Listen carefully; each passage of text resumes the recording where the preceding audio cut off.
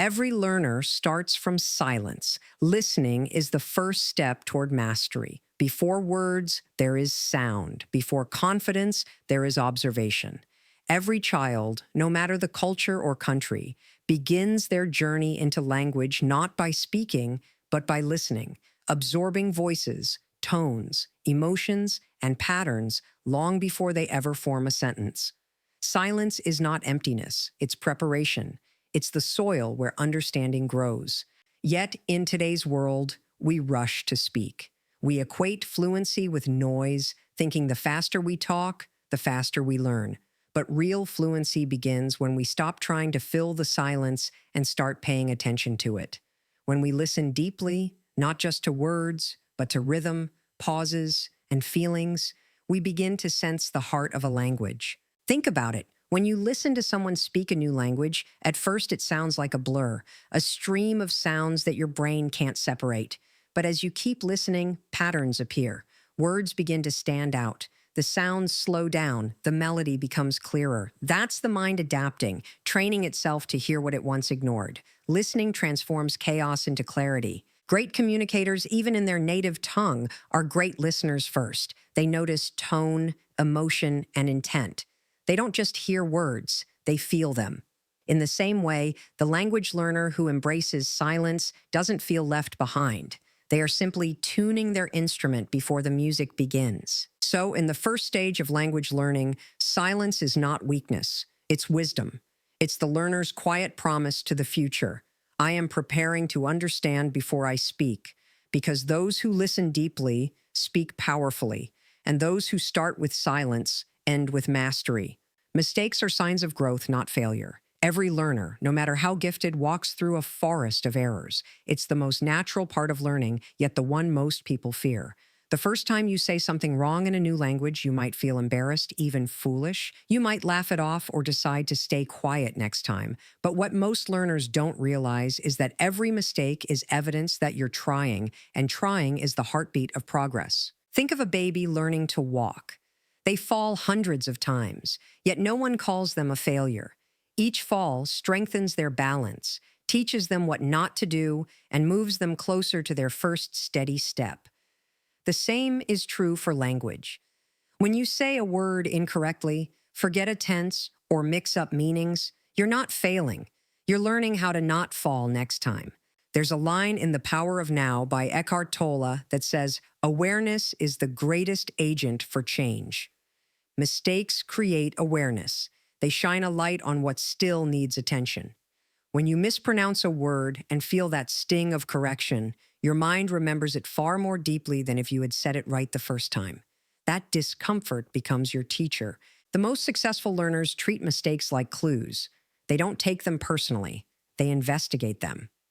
Each error becomes a small piece of the puzzle that leads to understanding.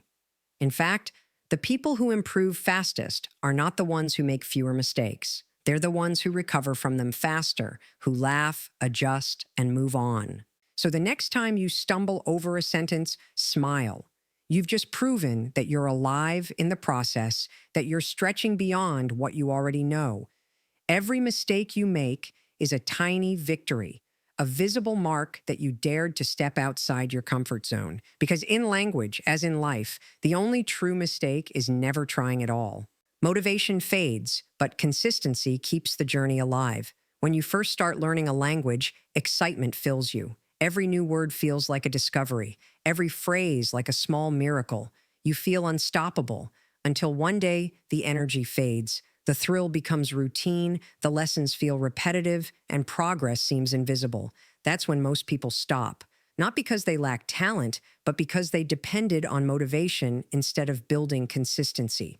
Motivation is like a spark. It lights the fire, but it doesn't keep it burning. Consistency is the quiet flame that survives long after the spark disappears.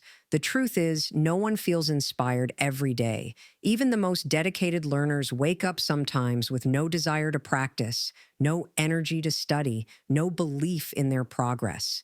But those who understand the power of habit show up anyway. They don't wait to feel ready. They act their way into readiness. James Clear, in Atomic Habits, reminds us that success doesn't come from one big decision, but from thousands of small, boring ones repeated daily. Learning a language works the same way. 10 minutes a day, every day, beats 2 hours once a week. Reading one short story, listening to one podcast, or repeating one conversation can do more over time than bursts of effort, followed by long silence. Consistency transforms the impossible into the inevitable. At first, it feels slow. You might feel stuck, like nothing's changing. But then, one day, you understand a movie scene without subtitles. You catch a joke in your target language and laugh naturally. You realize you didn't translate in your head, you just knew. That's the quiet reward of showing up when you didn't feel like it. True learners don't chase motivation. They build discipline. They know that the journey is not about feeling excited. It's about staying faithful. The real test is not how strongly you start, but how steadily you continue. Because the bridge between where you are and where you want to be isn't made of inspiration. It's built from consistency. Confidence is built through small victories, not perfection. Many learners wait for the moment they'll feel ready before speaking, but that moment never truly comes. Confidence doesn't arrive suddenly like sunlight through a window. It grows quietly, word by word, sentence by sentence, mistake by mistake. Each small success, no matter how simple, lays a stone in the foundation of belief. The first time you order food in another language and the waiter understands you, that's a victory. The first time you answer a question in class without freezing, that's another. Even when you introduce yourself correctly after days of practice, that tiny moment matters. These small wins might seem insignificant, but they are the building blocks of unshakable confidence. Perfection, on the other hand, is a trap. It whispers, "Don't speak until you can say it perfectly." But perfection never arrives. If you wait for it, you'll stay silent forever. The learners who grow fastest are those who dare to speak imperfectly, who value communication over correctness. They know that real confidence is not the absence of mistakes. It's the courage to continue despite them. In The Courage to be Disliked, the authors talk about the power of taking small, deliberate steps instead of chasing flawless performance. Each small step builds a sense of capability, and capability becomes confidence. You don't wake up fluent. You grow into it through repetition and courage. Every time you speak, even if your voice shakes, you're training your mind to replace fear with familiarity. Over time, the trembling fades, and your words flow naturally. What once felt terrifying becomes ordinary. Confidence isn't something you wait for. It's something you earn through daily acts of bravery. So celebrate your small victories. Cherish them. Each one is proof that you're not just learning a language, you're reshaping your identity, expanding your world. Confidence doesn't come from speaking perfectly. It comes from speaking anyway. The best learning happens through curiosity, not pressure. When you learn from curiosity, your mind opens. When you learn from pressure, it shuts down. Think back to when you were a child, how you learned to speak your first language. No one forced you. You didn't memorize grammar rules or worry about mistakes. You learned because you were curious. You wanted to know the name of everything around you, the sky, the bird, your mother's smile. That natural curiosity made learning effortless, joyful, and alive. But as we grow older, we often lose that sense of wonder. We start learning for grades, exams, or approval. Pressure replaces curiosity, and fear replaces excitement. The moment learning becomes an obligation, the brain resists it. It starts to associate language not with discovery, but with stress. And stress, as countless studies have shown, blocks creativity and memory. Curiosity, however, does the opposite. It fuels focus, deepens understanding, and makes time disappear. When you're genuinely curious about a song lyric, a movie quote, or a conversation, you don't even realize you're learning. You're simply engaged. You want to know why and how, and that desire pulls you forward more powerfully than any external pressure could. In Drive by Daniel H. Pink, it's said that true motivation comes from autonomy, mastery, and purpose, the freedom to explore, the joy of getting better, and the feeling that it all means something. Curiosity gives you all three. It lets you choose what you love, follow your questions, and discover meaning in the process. If you approach language learning with curiosity instead of judgment, every new word becomes a door to another world. You start to ask, why do they say it like that? What does that expression reveal about their culture? Learning turns from memorization into exploration. So instead of forcing yourself to study, feed your curiosity. Watch shows you love in that language. Read stories that make you feel something. Ask questions, even silly ones. Because curiosity doesn't just help you learn a language, it helps you fall in love with it. And when you love the process, progress becomes natural. Language connects emotion, not just grammar. Words are more than sounds arranged in order. They are carriers of feeling, vessels of thought, and bridges between hearts. When we speak, we're not just exchanging information, we're sharing emotion. That's why language learning isn't only about memorizing vocabulary or mastering tenses, it's about learning to feel in another language. Think about the first time someone said something kind to you in your native tongue. It wasn't the grammar that moved you, it was the emotion behind the words. The same is true when you speak another language. You may pronounce a word imperfectly, but if it comes from genuine emotion, it reaches the listener's heart. People don't remember flawless sentences. They remember how you made them feel. Many learners focus only on correctness. They hesitate to speak because they fear saying something wrong. But perfect grammar without emotion is like music without melody. It sounds correct, but it doesn't touch the soul. When you learn to attach feelings to your words, hope, curiosity, sadness, humor, you begin to speak with authenticity, not just accuracy. In The Little Prince by Antoine de Saint-Exupéry, the narrator says, "It is only with the heart that one can see rightly." The same could be said for language. It is only with the heart that one can truly speak. When you express yourself emotionally, you step beyond translation and into connection. Imagine learning to say thank you in another language, not just as a phrase, but as a feeling of gratitude, or saying I understand with compassion, not just comprehension. That's when language becomes alive, when it carries warmth, empathy, and sincerity. So don't just learn how to say words, learn how to mean them. Let your emotions guide your pronunciation, your tone, your rhythm. When you speak with feeling, even your mistakes become beautiful because they reveal something real. Grammar may structure a sentence, but emotion gives it life. And in the end, it's not the accuracy of your words that connects you to others. It's the honesty of your heart. Fear of judgment is the biggest barrier to fluency. Most learners don't struggle because they lack ability. They struggle because they're afraid of sounding foolish, of being corrected, of making a mistake in front of others. This fear silences voices that are full of potential. It makes people think in two languages but speak in none. And yet the only way to overcome that fear is to step directly through it. When you were a child, you didn't care who was watching. You stumbled, laughed, and tried again. That fearlessness made you fluent in your first language. But as we grow, the fear of being judged grows with us. We start to believe that our worth depends on being perfect. We think others are listening just to find our errors. But in truth, most people are too busy worrying about their own. In Daring Greatly by Brené Brown, she writes that vulnerability is not weakness. It's courage in its purest form. Speaking a new language is one of the most vulnerable things a person can do. You're exposing your imperfections to the world, word by word.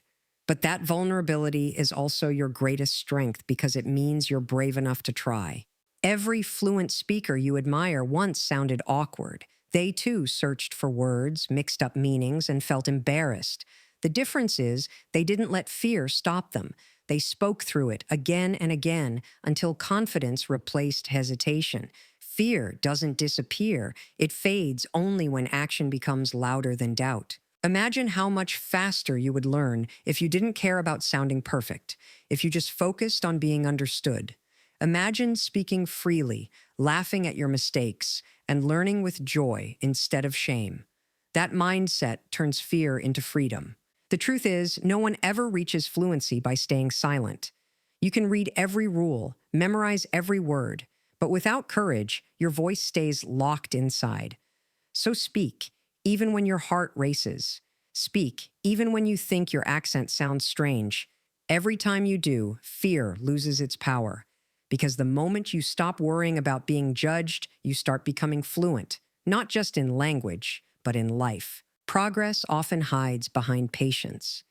In the beginning, learning a language feels exciting. You notice every improvement, every new word, every small success. But as time goes on, progress becomes quieter. You study, you practice, yet it seems like nothing is changing. This is the stage that tests every learner's heart, because patience is not just about waiting, it's about trusting that growth is happening even when you can't see it. Think of how a tree grows. For months, its roots deepen underground before a single leaf appears. No one applauds that invisible effort, but without it, the tree would never stand tall. Language learning works the same way. The words you forget today, the phrases you struggle to recall, the endless listening and repetition, all of it is the unseen root system of fluency. In The Compound Effect by Darren Hardy, it's explained that small, consistent actions, repeated over time, create massive results. But those results rarely show immediately. You don't see progress every day. You feel it only after weeks or months of persistence. One day, suddenly, you'll realize you understood a full conversation without translating, or that you responded in your new language without even thinking. That's not luck. That's patience paying off. Many learners quit just before the breakthrough, mistaking stillness for failure. They say, "I'm not improving," when in truth, their mind is quietly connecting patterns, building understanding beneath the surface. Fluency doesn't grow in loud leaps. It unfolds in silence. Patience, then, becomes your greatest strength. It teaches you to stay steady when progress hides, to believe in the invisible work happening inside your brain. The mind is always learning, even when it feels slow. So instead of demanding quick results, trust the process. Keep showing up, keep practicing, keep watering the seed. Because one day, when you least expect it, that seed will break through the surface, and you'll realize that all along you were growing. Mastery begins the moment you stop comparing yourself to others. One of the most damaging habits in language learning and in life is comparison. You see someone speak fluently, and suddenly your own voice feels small. You hear perfect pronunciation, and doubt whispers, "I'll never sound like that." But the truth is, comparison steals your focus from your own journey. It turns learning, which should be personal and inspiring, into a quiet competition you can never win. Everyone's path to fluency is different. Some people learn faster because of exposure, opportunity, or confidence. Others take longer because they balance study with work, family, or fear. But time doesn't determine success. Persistence does. When you compare, you stop appreciating your unique pace. You ignore the progress you've made, the effort you've given, the battles you've already won. In The 7 Habits of Highly Effective People by Stephen R. Covey, there's a simple truth. Focus on being better than you were yesterday, not better than someone else today. That mindset transforms learning from pressure into purpose. Every time you focus inward, on your next word, your next sentence, your next improvement, you regain control of your growth. Comparison creates anxiety. Self-focus creates peace. When you stop measuring your progress by others' voices, you start hearing your own. You realize that fluency is not a race, but a relationship, a personal connection between you and the language you're learning. It's not about speaking like someone else, it's about expressing yourself fully in a new way. The learners who reach mastery are not the fastest or the most talented. They are the most patient with themselves. They understand that everyone's timeline is different and that genuine growth can't be rushed. So instead of asking, "How long will it take me to be like them?" ask, "How much better can I become if I keep going?" Because once you stop comparing, you free yourself to grow. You stop chasing someone else's voice and begin to find your own. And that's when mastery truly begins. Not when you sound like others, but when you sound unmistakably like you.